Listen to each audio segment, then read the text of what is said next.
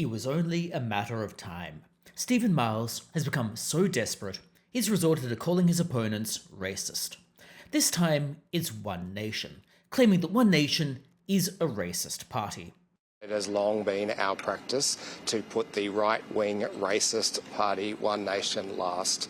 And I intend to be highlighting to all of our multicultural communities how David Crisafulli is embracing the right-wing racist party One Nation. We've been putting One Nation last for 25 odd years. There have been times when there were LNP leaders who were principled enough to do the same thing. The current LNP leader clearly is not. And by implication, he's also saying that the LNP and David Crisafulli are also racist for not preferencing One Nation last. Now, of course, Stephen Miles and the ALP appear to be deflecting and appear to be projecting to my mind. And whenever they're asked about the Greens, they just sidestep the whole issue. So this is just the latest idiotic line that Stephen Miles has wheeled out.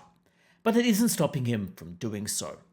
Now, of course, calling people racist didn't exactly work for the Yes campaign in the Voice referendum, and I doubt that it'll work for Stephen Miles now, but it hasn't stopped him from trying. Now, I'll grant that One Nation did have a rough start to its life, and I'm not fond of Pauline Hanson's original references to being swamped by Asians in her early days. I and most Australians want our immigration policy radically reviewed and that of multiculturalism abolished. Yeah. I believe we are in danger of being swamped by Asians. Between 1984 and 1995, 40% of all migrants into this country were of Asian origin. They have their own culture and religion, form ghettos and do not assimilate. Of course I will be called racist, but if I can invite who I want into my home, then I should have the right to have a say in who comes into my country. But I see two major issues with just relying on Pauline Hanson's early statements. First, people change. It's been 25 years since those original statements, and I think it's asinine to think that people just stay static for 25 years. People's views change, people's opinions change, people's policies change as the world changes around them. So Pauline Hanson's policies have evolved. So here, for example, is One Nation's current policy on immigration. Quote, "Zero net immigration throughout COVID illustrated how putting the brakes on migration reduced congestion on our roads and allowed government services to focus on Australians. One Nation will extend its zero net migration policy and focus on permitting only highly skilled immigrants from culturally cohesive countries into Australia. Migrants must also demonstrate a sound level of English for assimilation purposes. Education courses in Australian universities should not be used as a backdoor to immigrate to Australia." Now, this policy does have some issues as a policy, but I'm not necessarily sure that it's racist per se. I don't necessarily agree with it and it has holes in it, but that doesn't necessarily make it racist. For example, I'm not sure exactly what a culturally cohesive country is. That might be constructed in a racist manner. It might not be. It depends on exactly how that is being defined. I also think that zero net migration is not a good idea, because Australia's birth rate is simply too low, and we need highly skilled immigrants in order to ensure the population even just continues at a stable level. So to that end, I'd posit that education courses could be a pathway to residency. We'd want to pick and choose the top performance of residencies so that our talent pool increases, and this therefore helps growth in Australia. In this case, the growth will be generated through immigration. The immigration will be beneficial. It won't be creating inflation, it will be creating enhanced productivity, which would help both economic growth and help with disinflation overall. Further, I think the idea that we want deflation in some products is actually generally bad. For example, there's often talk about house prices, but we'd absolutely not want deflation in these. And the reason for this is we just need to look at Japan's lost decades to see the impact of deflation. When you've got prices reducing over time, demand for present prices will decrease. That is, say for example a house is going to cost you less tomorrow. No one is going to go out and buy or build a house right now, which is going to exacerbate supply shortages. We don't want to engineer deflation. That is a truly bad idea, and it would make the housing crisis, so to speak, much worse. So while I disagree with One Nation's policies here, that doesn't necessarily mean that they're racist. I don't think that they'll work, but I also don't necessarily think that they're being discriminatory per se, at least without additional information being impounded into them.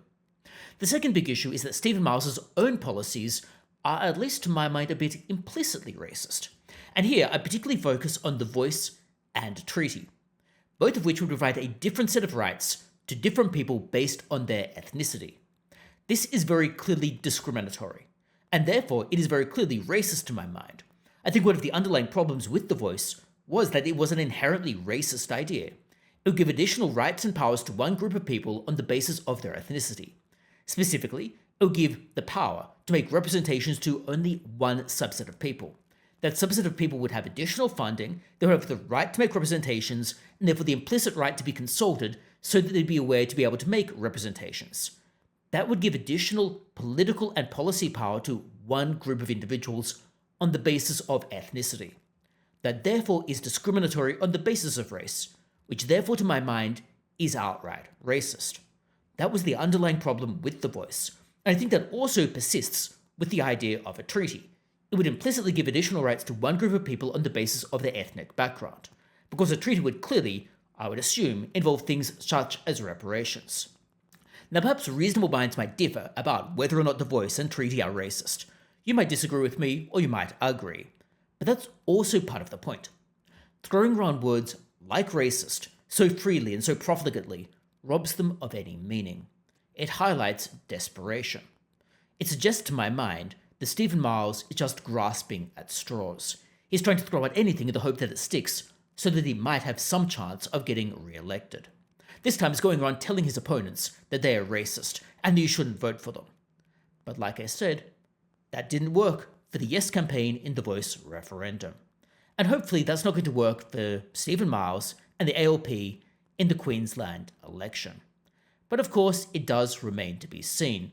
Some voters might be swayed by this, and David Crisafulli hasn't exactly been an inspiring leader of the LNP.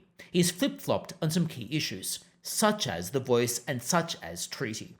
He should have stood much stronger against treaty, because it's very clear that people don't want that. David Crisafulli hasn't been the most effective leader of the LNP. But he's the less bad option compared to Stephen Miles, who has been a complete and unmitigated train wreck. Then we have the issue of the Greens, where the Greens have been a monumental trash fire from a whole lot of policy perspectives. Their economic policies are a disaster. For example, the idea of rent controls would be a catastrophe. It's been a dismal failure everywhere it's been tried. We can just hope that the Greens catastrophically nosedive and crater in whichever elections they are coming up for, both in Queensland and at the federal level and in every other state. But let me know your thoughts about this in the comments below. Do you think that One Nation is racist? Or do you think they are not racist? I'd be interested to hear what you think. And otherwise, hopefully I see you next time as well.